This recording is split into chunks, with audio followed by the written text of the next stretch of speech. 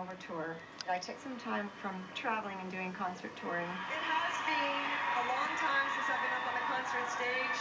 I want to say hello to everybody at home. It's been 3.5 years since I've been up here. And then the Up Tour was a very, very challenging tour.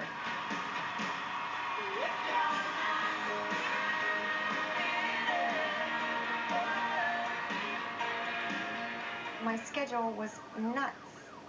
4 in the morning till midnight, days and days on end, weeks and months on end of non-stop working, promoting, touring, recording.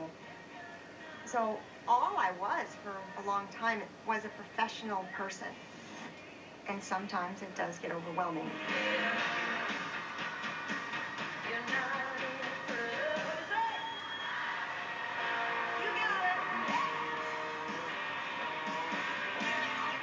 It's very demanding. It's demanding on your personal life. It's demanding physically. It's demanding professionally. I was feeling more pressure from my career the bigger it got. I wasn't doing any one thing well. I just wasn't living up to what I should have. That scared me more than anything, I think, really. I mean, I obviously knew she was breaking down. She was taking whatever problems she was or wasn't having with her voice, with her life, and just keeping it all inside and just working. Here we go. I was a workaholic, and Mutt was a workaholic. So then, because of the nature of our independent careers, there were a lot of times that we weren't together. And I was very lonely, to be honest. I wish back then I would have been a little more forceful and got in her face and said, okay, really, what is going on? What is going on? I was slowly losing my voice and slowly losing my confidence. Now, of course, my marriage was slowly breaking down, too.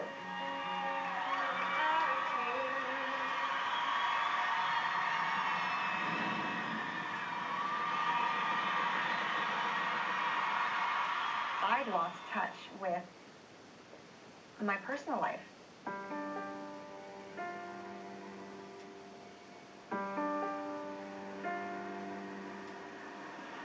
My marriage was in trouble.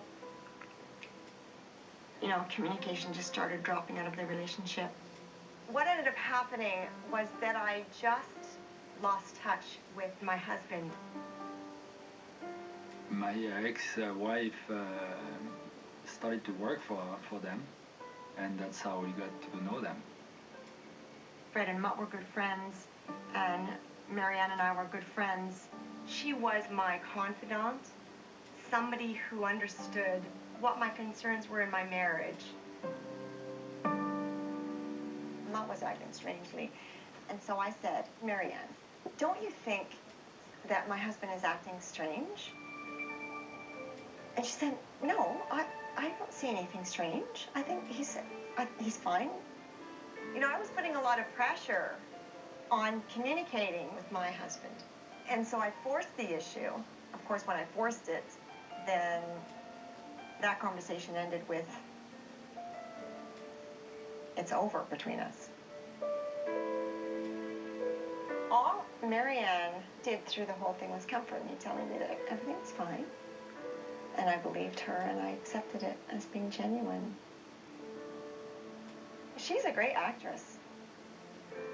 She deserves an Academy Award. I really believed her, that she was being sincere and genuine and a good friend.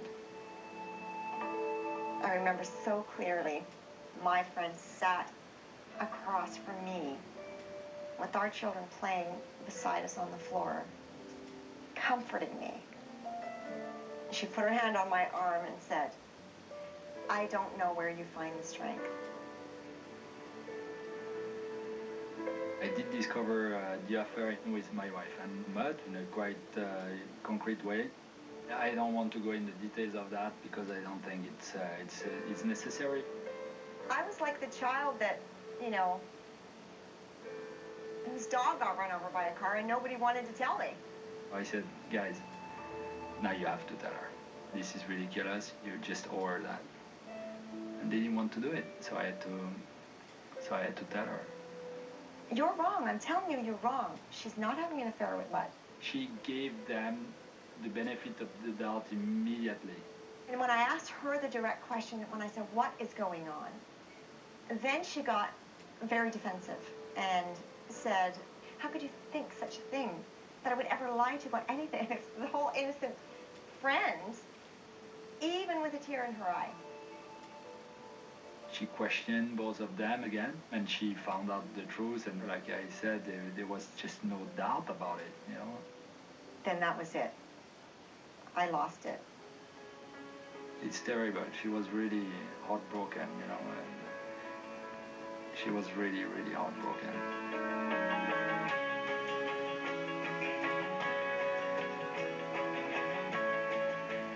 I was grieving the death of friendship, the death of love. I was grieving the loss of anything innocent, really. She never expected that in 10 million years, you know. How could I be so stupid? I really didn't see that coming. I've been pushed off my own bus while I was going full speed ahead into the dirt. When you come out of that tumble, you are lost.